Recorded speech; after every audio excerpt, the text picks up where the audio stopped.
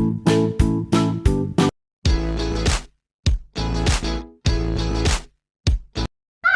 Dakshika from 4th grade. I have done a skilift project.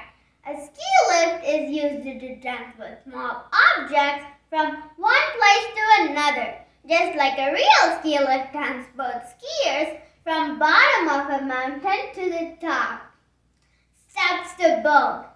Sketch out our design including the height and length of our lift.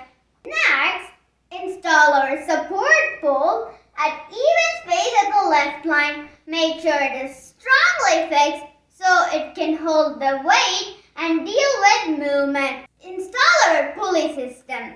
The pulley system is the important part of our design. Next, run our rope through the pulley. Make sure it is securely moving. After, construct a chair that could be attached to the rope.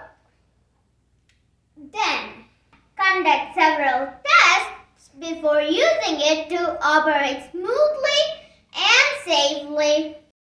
After testing, we are going to put something inside our chair. Then, we should pull the rope slowly till it reaches the end.